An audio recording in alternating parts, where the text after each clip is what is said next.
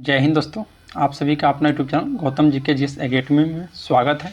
दोस्तों हम लोग इस वीडियो में टेस्ट नंबर 11 देखने वाले हैं, टेस्ट नंबर दोस्तों हम लोग 10 इसमें देखने वाले हैं। चलिए बिना देर के हम लोग क्वेश्चन की ओर बढ़ते हैं। टेस्ट नंबर 10 का पहला क्वेश्चन है कि निम्नलिखित किस पहाड़ी पर पूर्वी घाट पश्चिमी घाट से मिलता है। तो पूर्वी घाट और पश्चिमी घाट जो पहाड़ी मिलता है दोस्तों, यह नीलगिरी पहाड़ी पर याद रखिएगा। नीलगिरी पहाड़ी की बात किया दोस्तों, तो इसकी सबसे ऊँची चोटी है डोडा बेटा, याद रखिएगा। नेक्स्ट है कि संपूर्ण भारत का अक्षांशीय विस्तार है। तो संपूर्ण भारत का दोस्तों अक्षांशीय विस्तार है आपका 6 डिग्री 4 मिनट से लेकर 37 डिग्री 6 मिनट तक उत्तरी अक्षांश, याद रखिएगा। 6 डिग्री 4 मिनट से लेकर 37 डिग्री 6 मिनट उत्तरी अक्षांश है, यह आपका संपूर्ण भारतीय का दोस्तों अक्षांशीय विस्तार है, याद रखिएगा। नेक्स्ट क्वेश्चन है क्वेश्चन नंबर आपका 3। बोला दोस्तों कि विश्व का सबसे ऊंचा सक्रिय ज्वालामुखी पर्वत कौन सा है। तो विश्व का सबसे ऊंचा सक्रिय ज्वालामुखी पर्वत कोटोपैक्सी है, जो कि यह इक्वाडोर में अवस्थित है। इक्वाडोर में दोस्तों यह अवस्थित है कोटोपैक्सी, याद रखिएगा। नेक्स्ट है सियाचिन हिमनद कहाँ स्थित है। तो सियाचिन हिमनद दोस्तों ये आपको नुब्रा घाटी के उत्तर में अवस्थित है। तो ऑप्शन डी आपका राइट हो जाएगा, नुब्रा घाटी के उत्तर में। याद रखना है सियाचिन घाटी जो है यह नुब्रा घाटी के उत्तर में अवस्थित है। नेक्स्ट क्वेश्चन पर आते हैं क्वेश्चन नंबर 5।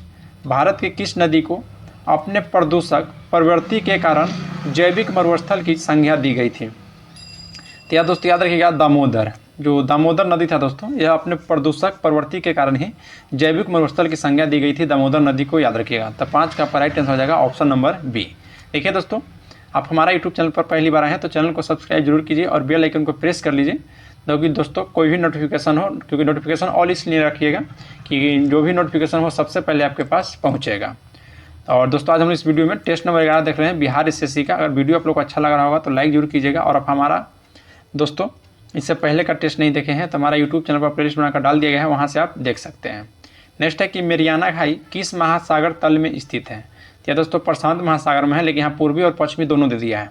तो ध्यान रखना है जो मेरियाना खाई है दोस्तों यह प्रशांत यानी कि पश्चिमी प्रशांत महासागर में अवस्थित है। तो 6 के ऑप्शन नंबर आपका बी राइट हो जाएगा, पश्चिमी प्रशांत महासागर में।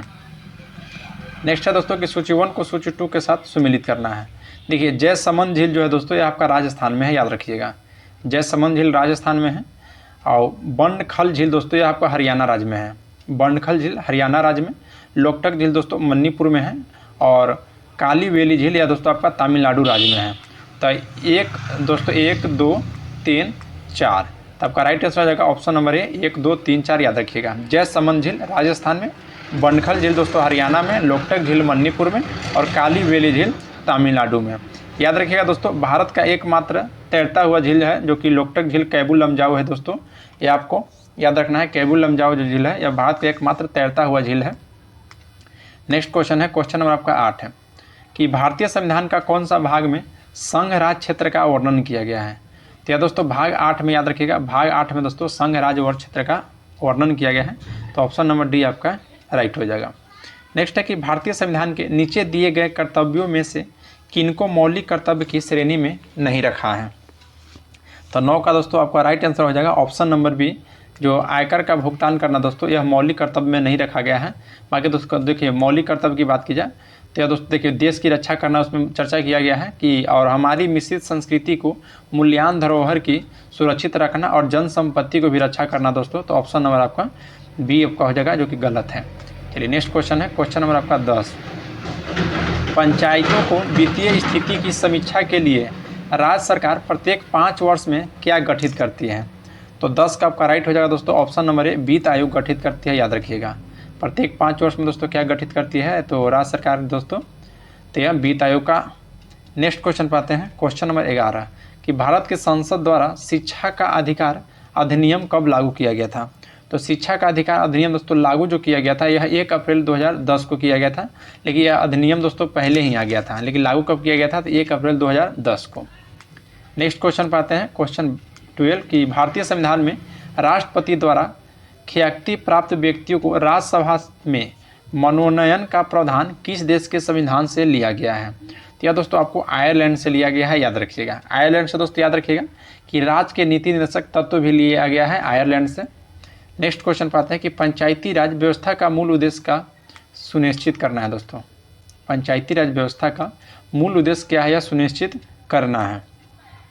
तो देखिए दोस्तों, यह मूल उद्देश्य है कि लोकतांत्रिक विकेंद्रीकरण और विकास में जन भागीदारी है। तो ऑप्शन 2 और 3 सही हो जाए दोस्तों, यानी कि ऑप्शन नंबर बी में दिया गया है 2 और 3, या दोनों सही है, याद रखिएगा। नेक्स्ट है कि भारत शासन अधिनियम 1919 के अंतर्गत केंद्रीय विधानमंडल की संरचना में किस प्रकार का परिवर्तन किया गया है। तो इसमें दोस्तों द्विसदनात्मक विधानमंडल का सृजन किया गया था, याद रखिएगा। द्विसदनात्मक विधानमंडल का सृजन किया गया था भारत शासन अधिनियम 1919 के तहत। भारत शासन अधिनियम 1919 को दोस्तों मॉन्टेग्यू चेम्सफोर्ड सुधार अधिनियम कहा गया है, याद रखना है। नेक्स्ट क्वेश्चन है क्वेश्चन नंबर आपका 15। क्वेश्चन दोस्तों 15 का रहा है कि निम्नलिखित में से कौन सा कार्य भारत चुनाव आयोग का नहीं है। तब भारत का देखिए पहला ऑप्शन है कि पंचायतों का चुनाव कराना। देखिए दोस्तों, यह राज्य का काम है, राज्य चुनाव आयोग का काम है दोस्तों कि पंचायतों का चुनाव करवाना। बाकी भारतीय चुनाव आयोग का कार्य है कि निर्वाचन क्षेत्र को परिसीमन घोषित करना, मतदाता सूची तैयार करना और राजनीतिक दलों का पंजीकरण देना। दोस्तों यह भारतीय चुनाव आयोग का कार्य है। नेक्स्ट है कि पोर्टलैंड सीमेंट का प्रमुख संगठन में शामिल है। तो लाइम है दोस्तों, सिल्का है, एलुमिना। तो ऑप्शन डी आपका राइट हो जाएगा, ऑप्शन नंबर डी 16 का याद रखिएगा। नेक्स्ट क्वेश्चन की ओर बढ़ते हैं दोस्तों। ईस्ट का उपयोग वाइन और बियर उद्योग में किया जाता है क्योंकि यह श्वसन करता है। तो ईस्ट का उपयोग में दोस्तों देखिए वाइन और उद्योग किया जाता है क्योंकि यह दोस्तों यह श्वसन करता है। यह किस रूप में किया जाता है। तो देखिए दोस्तों, यह इसको उत्पादन के करके, तो आपका 17 का आपका राइट आंसर हो जाएगा ऑप्शन नंबर सी कि अव्ययीय रूप से अल्कोहल का उत्पादन करके, याद रखिएगा। नेक्स्ट है कि वनों की कटाई से होने वाली प्रभावों का कौन सा कथन गलत है। पहला कथन है कि यह जंगली जानवरों के प्राकृतिक आवास को नष्ट कर देता है। सही बात है दोस्तों, जो आपको वनों की कटाई होता है इससे दोस्तों जंगली जानवरों को प्राकृतिक आवास को नष्ट कर देता है। फिर यह स्थानीय मौसम के स्वरूप को बदल देता है, ये भी सही है। और यह पोषक तत्वों को पूर्ण चक्रण को गति देता है। नहीं दोस्तों, यह गलत है। पोषक तत्वों को दोस्तों पूर्ण चक्रण को गति नहीं देता है। तो ऑप्शन नंबर आपका सी राइट हो जाएगा, क्योंकि कथन असत्य को चुन करना है और इससे मृदा अपरदन होता है दोस्तों, जो कि आपका सही है। तो 18 का राइट आंसर हो जाएगा option number C. Next question पर आते हैं। क्वेश्चन नंबर देखिए आपका 19। क्वेश्चन 19 बोल रहा है कि कार्नेलाइट किस धातु का अयस्क है। तो बताइएगा कार्नेलाइट दोस्तों, तो यह पोटेशियम का अयस्क है, पोटेशियम। नेक्स्ट है कि निम्नलिखित में से किस पदार्थ का शुद्धिकरण ऊर्ध्वपातन विधि से नहीं किया जाता है। तो देखिए दोस्तों, नेप्थिलीन को ऊर्ध्वपातन विधि के द्वारा किया जाता है। बेंजोइक अम्ल को भी दोस्तों शुद्धिकरण ऊर्ध्वपातन के द्वारा ही किया जाता है। कपूर तो दोस्तों आपको याद ही होगा कि कपूर भी ऊर्ध्वपातन के द्वारा शुद्धिकरण किया जाता है, लेकिन फिटकिरी दोस्तों यह ऊर्ध्वपातन के द्वारा नहीं किया जा सकता है। तो ऑप्शन डी आपका राइट हो जाएगा। क्वेश्चन आपका 21 बोलता है कि किसी द्रव तथा उसमें अविलय पदार्थ के अवयवों को किसी विधि द्वारा अलग किया जा सकता है। 21 का दोस्तों आपका राइट आंसर हो जाएगा ऑप्शन नंबर आपका सी निस्यंदन, याद रखिएगा निस्यंदन। नेक्स्ट है कि जंग रहित लोहा बनाने में प्रयुक्त होने वाली महत्वपूर्ण धातु है। तो जंग रहित में दोस्तों आपका राइट आंसर हो जाएगा क्रोमियम, याद रखिएगा। जंग रहित लोहा बनाने में प्रयुक्त होने वाली महत्वपूर्ण धातु दोस्तों आपका क्रोमियम है, याद रखिएगा। नेक्स्ट है कि सामान्यतः प्रयुक्त होने वाले निम्नलिखित पदार्थ में से कौन मिश्र धातु नहीं है। तो तांबा दोस्तों ये आपका मिश्र धातु नहीं है, याद रखिएगा। ऑप्शन नंबर डी आपका राइट हो जाएगा तांबा, या जो कि मिश्र धातु नहीं है। नेक्स्ट है दोस्तों कि रक्त में आरबीसी का बहुत अधिक उत्पन्न होने से कौन सा रोग हो जाता है। तो अधिक हो जाएगा दोस्तों तो आपको पॉलीसिथीमिया हो जाता है, और कमी से दोस्तों आपको एनीमिया रोग होता है। तो आपका अधिक बोल रहा है तो दोस्तों पॉलीसिथीमिया, याद रखिएगा।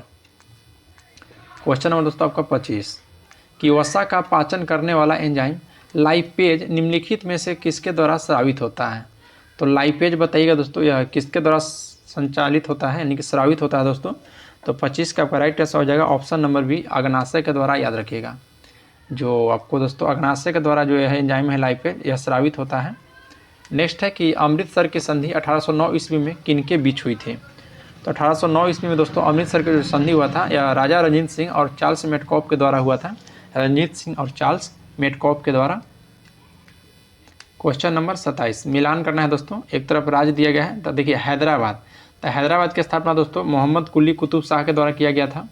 बंगाल की स्थापना दोस्तों मुर्शिद कुली खां के द्वारा किया गया है। अवध की स्थापना आपको शहादत अली खां, और मराठा का दोस्तों शिवाजी के द्वारा स्थापना किया गया था। तो आपका हो जाएगा देखिए हैदराबाद दोस्तों, यानी कि हो जाएगा आपको 2 4 1 3। तो 2 4 1 3 दोस्तों देख लेते हैं।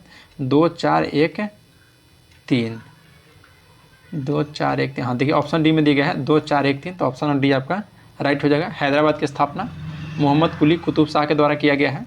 बंगाल की स्थापना दोस्तों मुर्शिद कुली खां के द्वारा किया गया है। अवध की स्थापना शहादत खां के द्वारा किया गया है और मराठा की स्थापना शिवाजी के द्वारा किया गया है। नेक्स्ट क्वेश्चन है कि जैन साहित्य को क्या कहा जाता है। तो जैन साहित्य का दोस्तों त्रिरत्न, जैन साहित्य को क्या कहा जाता है। तो 28 का दोस्तों ऑप्शन देखिए इसमें आगम हो जाएगा, याद रखिएगा। देखिए दोस्तों त्रिपिटक और जातक जो है आपको बौद्ध धर्म से संबंधित है, याद रखना है। और त्रिरत्न भी दोस्तों आपको जैन साहित्य से संबंधित है, तो जैन साहित्य को दोस्तों आगम कहा जाता है, याद रखिएगा। नेक्स्ट है कि महाभारत के अनुसार उत्तरी पंचाल की राजधानी स्थित है।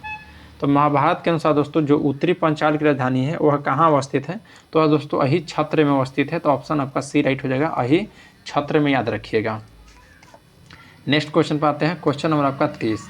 निम्नलिखित में से कौन सा एक सुमेलित है। तो 30 का दोस्तों बताइए कौन सा एक सुमेलित है। तो देखिए जो ऑप्शन डी दिया गया दोस्तों कि चतुर्थ आंग्ल मैसूर युद्ध, जो कि यह टीपू पराजित हुआ था और यह युद्ध दोस्तों मध्य में दिवगंत भी हो गए थे। सही है दोस्तों, चतुर्थ आंग्ल मैसूर युद्ध में दोस्तों जो टीपू पराजित हो गए थे और उसी में दोस्तों टीपू जो थे इनका हार हो गया था, वहीं पर इनको दोस्तों मृत्यु हो गया था मैदान में ही। नेक्स्ट क्वेश्चन पर आते हैं, क्वेश्चन नंबर 31। निम्नलिखित में से किस राजवंश ने बीजापुर में स्वतंत्र शासन की स्थापना किया था। तो यह दोस्तों आदिल शाह के द्वारा, याद रखिएगा। बीजापुर में स्वतंत्र शासन की स्थापना आदिल शाह के द्वारा किया गया है। तो ऑप्शन नंबर सी आपका राइट हो जाएगा, आदिल शाह। नेक्स्ट है कि दिल्ली में मुगल साम्राज्य का नींव निम्नलिखित में से किस लड़ाई के परिणाम स्वरूप पड़ा था। तो देखिए दोस्तों जो पानीपत की तीसरी लड़ाई की बात की जाए तो आपको दोस्तों 1761 ईस्वी में लड़ा गया था। दूसरा दोस्तों आपको 1500 दोस्तों 56 ईस्वी में। हल्दी घाटी की दोस्तों 1576 ईस्वी में लड़ा गया था। और पानीपत की पहली लड़ाई दोस्तों 1526 ईस्वी में लड़ा गया था। तो देखिए 1526 ईस्वी में ही दोस्तों मुगल साम्राज्य का नींव रखा गया था। तो ऑप्शन नंबर डी आपका राइट हो जाएगा, पानीपत की पहली लड़ाई। Question number 33। क्वेश्चन 33 करा कि अंग्रेजी ईस्ट इंडिया कंपनी को भारत में व्यापार करने का चार्टर किसने प्रदान किया था। तो यह महारानी एलिजाबेथ प्रथम के द्वारा। अंग्रेजी ईस्ट इंडिया कंपनी को भारत में जो व्यापार करने का चार्टर प्रदान किया गया था महारानी एलिजाबेथ प्रथम के द्वारा, याद रखना है। नेक्स्ट है दोस्तों कि रंजीत सिंह को राजनीतिक राजधानी लाहौर थी और उन्होंने किस नगर को अपना धार्मिक राजधानी बनाया था। तो देखिए दोस्तों जो रंजीत सिंह थे इनकी राजधानी आपको लाहौर थी और राजनीतिक राजधानी थी, याद रखना है। रंजीत सिंह की राजनीतिक राजधानी क्या थी, तो लाहौर थी। लेकिन धार्मिक राजधानी आपसे पूछ रहा है दोस्तों, तो धार्मिक राजधानी था या दोस्तों अमृतसर में था, याद रखिएगा। धार्मिक राजधानी अमृतसर और राजनीतिक राजधानी लाहौर। नेक्स्ट है क्वेश्चन नंबर आपका 35। महलवारी व्यवस्था किसने तैयार किया था। तो हॉल्ट मैकेंजी के द्वारा दोस्तों महलवारी व्यवस्था स्टार्ट किया गया था और रैयतवारी व्यवस्था दोस्तों मुनरो के द्वारा किया गया था, रीड और मुनरो के द्वारा, याद रखिएगा। नेक्स्ट है कि शांतिपूर्ण प्रतिरोध का सिद्धांत किसने प्रतिपादित किया था। तो राइट आंसर हो जाएगा दोस्तों अरविंद घोष। शांतिपूर्ण प्रतिरोध का सिद्धांत दोस्तों अरविंद घोष के द्वारा दिया गया है, याद रखिएगा। नेक्स्ट है देखिए अरविंद घोष का दोस्तों कुछ पुस्तक है, जैसे हो गया वंदे मातरम हो गया दोस्तों आपको, फिर हो गया वंदे मातरम, सावित्री हो जाएगा, कर्मयोगी हो जाएगा। यह सभी दोस्तों आपका अरविंद घोष के पुस्तक है। और द वंदे मातरम कहेगा तो लाला लाजपत राय का हो जाएगा, याद रखिएगा। द वंदे मातरम कहेगा तो लाला लाजपत राय और वंदे मातरम कहेगा तो अरविंद घोष। नेक्स्ट है कि भारत में बजट व्यवस्था को प्रारंभ किस वायसराय के काल में हुआ था। तो 37 का राइट आंसर हो जाएगा ऑप्शन नंबर 1 कैनिंग के शासनकाल में, याद रखना है। कैनिंग के दोस्तों शासनकाल में हुआ था। क्वेश्चन नंबर 38 बोल रहा है कि निम्नलिखित दिल्ली के सुल्तानों में किसने उत्तर भारत में कई शहरों की स्थापना किए थे। तो फिरोज शाह तुगलक दोस्तों, याद रखिएगा। या फिरोज शाह तुगलक जो कि दिल्ली के सुल्तान थे और इसने दोस्तों उत्तर भारत में कई शहरों की स्थापना भी किए हैं। नेक्स्ट है कि एक्साइज ड्यूटी लगाई जाती है। तो यह दोस्तों वस्तु के उत्पादन पर लगाया जाता है एक्साइज ड्यूटी, याद रखना है। तो 39 का आपका राइट आंसर हो जाएगा option number C. Next question पाते हैं दोस्तों, क्वेश्चन नंबर 40 बोल रहा है कि किस योजना में गरीबी उन्मूलन और रोजगार में वृद्धि की बात की गई थी। तो यह दोस्तों जो छठी पंचवर्षीय योजना हुआ था इसी में बोला गया था दोस्तों, छठी पंचवर्षीय योजना के तहत में कि गरीबी उन्मूलन और रोजगार में वृद्धि की बात की गई थी। नेक्स्ट है कि मस्तिष्क का कौन सा भाग सोचने का कार्य करता है। तो देखिए जो अग्र मस्तिष्क होता है यह दोस्तों सोचने का कार्य करता है, याद रखिएगा। मस्तिष्क का अग्र मस्तिष्क यानी कि अग्र भाग दोस्तों। नेक्स्ट है क्वेश्चन नंबर 42। जीवाणु की कोशिका भित्ति निम्न में से किसकी बनी होती है। तो जीवाणुओं की जो कोशिका भित्ति होती है दोस्तों यह पेस्टिडोग्लाइकन, याद रखना है, पेस्टिडोग्लाइकन की बनी होती है। अगर काइटिन की बात की जाए दोस्तों तो यह कवक की कोशिका बनी होती है काइटिन की। और सेलुलोज की बात करी जाए तो दोस्तों पौधा की जो कोशिका भित्ति होता है यह दोस्तों सेलुलोज की बनी होती है, याद रखिएगा। नेक्स्ट है कि प्रोथ्रोम्बिन मानव शरीर को निम्न में से किस शारीरिक क्रिया के लिए महत्वपूर्ण है? तो प्रोथ्रोम्बिन दोस्तों खून का जमना, तो ऑप्शन नंबर आपका बी राइट हो जाएगा, खून का जमना यानी कि प्रोथ्रोम्बिन दोस्तों। तो 43 का ऑप्शन नंबर आपका बी राइट हो जाएगा। नेक्स्ट क्वेश्चन की ओर बढ़ते हैं। क्वेश्चन नंबर आपका 44 बोल रहा है कि निम्नलिखित में से किन कोशिकाओं में केंद्रक नहीं होता है? तो देखिए दोस्तों केंद्रक किस में नहीं होता है? तो सबसे पहले आपको याद रखना है आरबीसी। आरबीसी में केंद्रक नहीं होता दोस्तों, और प्लेटलेट्स में भी केंद्रक आपको नहीं मिलेगा। तो देखिए ऑप्शन यानी कि 2 और 3 सही है दोस्तों, लाल रुधिर कोशिका और प्लेटलेट्स। तो 2 और 3 देखिए ऑप्शन किस में दिया गया है? तो 44 का देखिए ऑप्शन सी में दिया गया है दोस्तों, 2 और 3 ऑप्शन सी आपका राइट हो जाएगा। नेक्स्ट क्वेश्चन है क्वेश्चन नंबर आपको दोस्तों 45, अति शीतलन सुपर कूलिंग किसी द्रव को शीतल करना होता है? तो दोस्तों हिमांक से नीचे, याद रखना है हिमांक से दोस्तों नीचे। नेक्स्ट है कि सिरके का रासायनिक नाम है? तो सिरके का रासायनिक नाम दोस्तों एसिटिक अम्ल हो जाएगा। सिरके का रासायनिक नाम दोस्तों एसिटिक अम्ल है। तो 46 का राइट आंसर हो जाएगा option number C. Next question कर बढ़ते हैं। क्वेश्चन नंबर दोस्तों 47 क्वेश्चन कर रहा है कि जब प्रकाश किरण सघन माध्यम से विरल माध्यम में जाती है तब दोस्तों क्या प्रभाव पड़ता है? तो देखिए जब भी प्रकाश का किरण दोस्तों सघन माध्यम से विरल माध्यम में जाएगा तो अभिलोम की ओर दोस्तों यह दूर हटेगी, अभिलोम से दोस्तों यह दूर हटेगी, याद रखिएगा।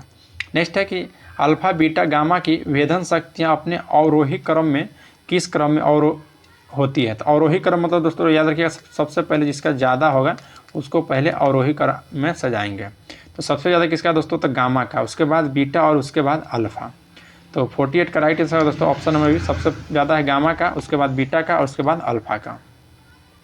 चलिए नेक्स्ट क्वेश्चन पाते हैं। क्वेश्चन नंबर 49 कि सरल लोलक एक दोलक पूरा करने में जितना समय लगाता है उस सरल लोलक को क्या कहते हैं?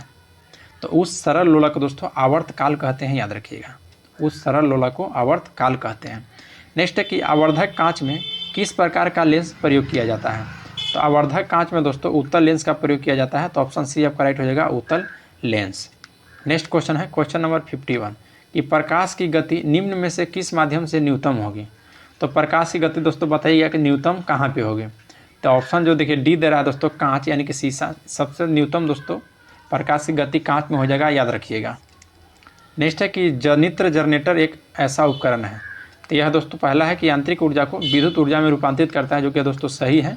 फिर है कि विद्युत ऊर्जा को यांत्रिक ऊर्जा में परिवर्तित करता है, जो कि दोस्तों गलत है।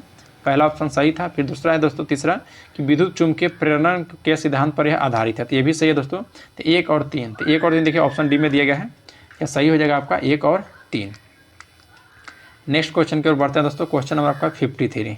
क्वेश्चन देखिए 53 कह रहा है कि एक वस्तु एक उत्तल लेंस के अक्ष पर उसके फोकस F1 और प्रकाशीय केंद्र O के बीच स्थित एक बिंदु पर रखा जाता है तो यह निर्मित प्रतिबिंब होगा। तो इसका निर्मित प्रतिबिंब दोस्तों आभासी और बड़ा हो जाएगा, याद रखिएगा, आभासी और बड़ा। तो ऑप्शन नंबर सी आपका राइट हो जाएगा। नेक्स्ट की ओर बढ़ते हैं।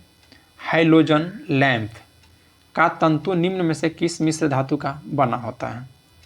तो हाइलोजन लैंप जो है यह टंगस्टन और सोडियम का बना होता है, याद रखिएगा, टंगस्टन एवं सोडियम का। नेक्स्ट पाते हैं कि आपस में जुड़ी दो आवेशित वस्तुओं के बीच विद्युत धारा नहीं प्रवाहित होती है यदि वे हैं। तो यदि वे हैं दोस्तों देखिए इसलिए क्योंकि दोस्तों समान विभव पर होंगे, इसलिए। तो ऑप्शन आपका डी राइट हो जाएगा, समान विभव पर। नेक्स्ट बात है कि केरल की शांति घाटी में स्थित वन किस प्रकार के वन एक उदाहरण है? तो यह दोस्तों उष्णकटिबंधीय वर्षा वन, जो केरल के साथ शांत घाटी में दोस्तों स्थित वन है, यह उष्णकटिबंधीय वर्षा वन है दोस्तों, याद रखना है। नेक्स्ट है क्वेश्चन नंबर आपका दोस्तों 57। बोल रहा है दोस्तों कि गरजने वाली चलीसा, कूद पचासा, चीखने वाला साठा पौने पृथ्वी के किस गोलार्ध में चलती है? तो यह दोस्तों देखिए दक्षिणी गोलार्ध में चलती है। गरजने वाली चलीसा दोस्तों 40 डिग्री दक्षिणी गोलार्ध में, कूद पचासा जो हो गया दोस्तों यह 50 डिग्री दक्षिणी गोलार्ध में, और चीखने वाला साठा यह दोस्तों 60 डिग्री दक्षिणी गोलार्ध में चलती है, याद रखिएगा। नेक्स्ट है कि सौरमंडल का सबसे चमकदार ग्रह कौन सा है?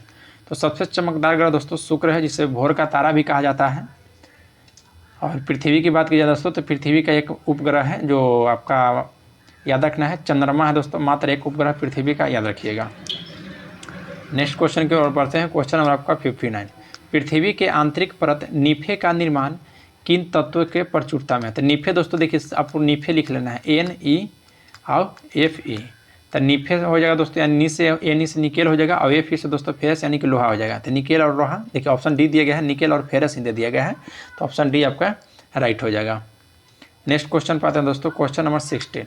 निम्नलिखित में से कौन सा एक वर्ष 2011 के जनगणना के अनुसार राज्य के उनके नवीनतम जनसंख्या घनत्व के आधार पर सही अनुक्रम है? तो अरुणाचल प्रदेश, मिजोरम और सिक्किम। अरुणाचल प्रदेश के दोस्तों कितना है? तो यह दोस्तों 17 है, मिजोरम के दोस्तों 52 है, और सिक्किम के दोस्तों आपका 86 है। चलिए नेक्स्ट क्वेश्चन की ओर बढ़ते हैं। क्वेश्चन नंबर आपका दोस्तों 61। देखिए क्वेश्चन 61 क्या कर रहा है, ध्यान दीजिएगा कि निम्नलिखित में कौन सा एक भारतीय सेना के कमांडों में से एक कमांड नहीं है? देखिए दोस्तों उत्तरी पूर्वी कमांड, उत्तरी पूर्वी कमांड में दोस्तों कोई सेना की कमांड का कमांड नहीं है, तो 61 का राइट आंसर हो जाएगा ऑप्शन नंबर बी। नेक्स्ट है कि संयुक्त राष्ट्र महासभा द्वारा स्वीकृत संकल्प के अनुसार अंतर्राष्ट्रीय शांति दिवस मनाया जाता है हर वर्ष। तो अंतर्राष्ट्रीय शांति दिवस दोस्तों 21 सितंबर को मनाया जाता है, याद रखिएगा 21 सितंबर को। नेक्स्ट पर है कि निम्न में से कौन सा भारतीय शहर गंगा नदी के तट पर स्थित है? तो कौन सा भारतीय शहर दोस्तों गंगा नदी के तट पर स्थित है? तो कन्नौज भी है दोस्तों, भागलपुर भी है। अच्छा नहीं कह रहा है दोस्तों, देखिए यहाँ पे नहीं कह रहा है, तो आपका लखनऊ नहीं हो जाएगा, तो ऑप्शन सी आपका राइट हो जाएगा, लखनऊ दोस्तों ये नहीं है। नेक्स्ट है दोस्तों कि चेरनोबिल की परमाणु दुर्घटना कब हुई थी? तो यह दोस्तों वर्ष 1986 में हुआ था। चेरनोबिल की जो चेरनोबिल में दोस्तों परमाणु दुर्घटना हुआ था, यह 1986 ईस्वी में हुआ था, याद रखिएगा। नेक्स्ट है कि भारत के निम्न संग्रहालयों में किसका स्थान गलत ढंग से अंकित है? पहला दोस्तों कि राष्ट्रीय रेल संग्रहालय नई दिल्ली है, जो कि बिल्कुल राइट है दोस्तों। फिर है कि वस्त्रों के कैलिक संग्रहालय मुंबई, नहीं दोस्तों यह गुजरात में है, तो ऑप्शन बी आपका गलत हो जाएगा दोस्तों, यह याद रखना है, यहाँ पर दोस्तों गुजरात में है। नेक्स्ट है कि सालारजंग संग्रहालय यह हैदराबाद में है, और नेपियर संग्रहालय दोस्तों तिरुवनंतपुरम, जो कि तमिलनाडु एक शहर है दोस्तों, तिरुवनंतपुरम में है, याद रखिएगा। नेक्स्ट है कि वर्ष 2023 को बुकर पुरस्कार से किससे सम्मानित किया गया है? तो और वर्ष 2023 में दोस्तों जो बुकर पुरस्कार दिया गया है वो किससे दिया गया है? तो दोस्तों पॉल लिंच को दिया गया है, याद रखिएगा, पॉल लिंच को।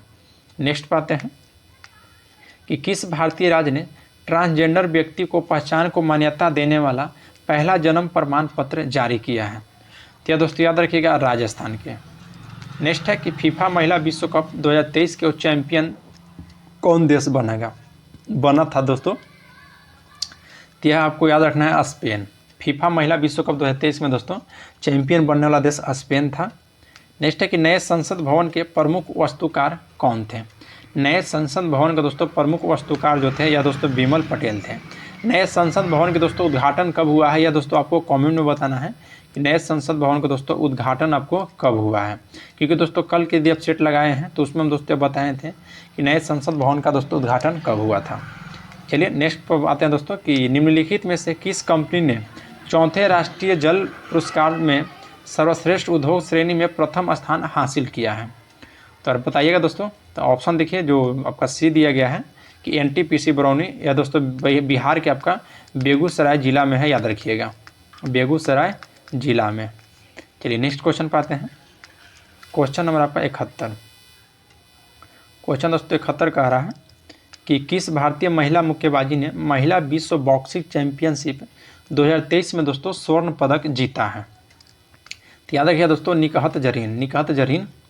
नेक्स्ट है कि वार्षिक भारत श्रीलंका द्विपक्षीय समुद्री अभ्यास श्रीलैंक्स 2023 का 10वां संस्करण हाल ही में दोस्तों किस शहर में प्रारंभ हुआ है? सबसे पहले आपको याद क्या रखना है कि श्रीलैंक्स किसके बीच होता है?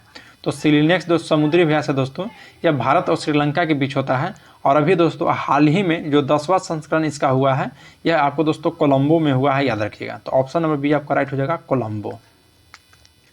नेक्स्ट है कि दादा साहेब फाल्के इंटरनेशनल अवार्ड 2024 में सर्वश्रेष्ठ अभिनेता का अवार्ड किसे दिया गया है? तो सर्वश्रेष्ठ अभिनेता का अवार्ड दोस्तों 2024 में किसे दिया गया है? तो यह आपको दोस्तों शाहरुख खान को दिया गया है, तो ऑप्शन आपका सी राइट हो जाएगा, शाहरुख खान। नेक्स्ट है कि हाल ही में आयोजित चौथा खेलो इंडिया शीतकालीन खेलों का शुभंकर क्या है? तो चौथा खेलो इंडिया शीतकालीन खेलों का दोस्तों शुभंकर की बात की जाए तो यह दोस्तों आपको हिम तेंदुआ है, याद रखिएगा, हिम तेंदुआ। देखिए दोस्तों इस सेट का आपका लास्ट क्वेश्चन है। आज के सेट में दोस्तों हम लोग एक ही टेस्ट देखेंगे, और टेस्ट नंबर कौन सा? तो टेस्ट नंबर दोस्तों 10 देखे हैं, और टेस्ट नंबर 11 दोस्तों नेक्स्ट वीडियो में लेके आते हैं, क्योंकि दोस्तों थोड़ा सा समय नहीं है। तो अगर वीडियो आप लोग को अच्छा लगा हो तो लाइक जरूर कीजिएगा, और आप हमारी यूट्यूब चैनल पर पहली बार आए हैं तो चैनल को सब्सक्राइब कर लीजिएगा और बेल आइकन को प्रेस कर लीजिए, ताकि दोस्तों कोई भी नोटिफिकेशन हो और सबसे पहले आपके पास पहुँच जाए। देखिए बोल रहा है दोस्तों कि वर्ष 2023 के शांति के क्षेत्र में नोबेल पुरस्कार किसे प्रदान किया गया है। तो शांति के क्षेत्र में दोस्तों नरगिस मोहम्मदी को दिया गया है। यह दोस्तों ईरान की रहने वाली महिला है नरगिस मोहम्मदी। तो ऑप्शन नंबर बी आपका राइट हो जाएगा। तो चलिए दोस्तों आज के लिए इतना ही, मिलते हैं आपसे नेक्स्ट क्लास में। जय हिंद दोस्तों।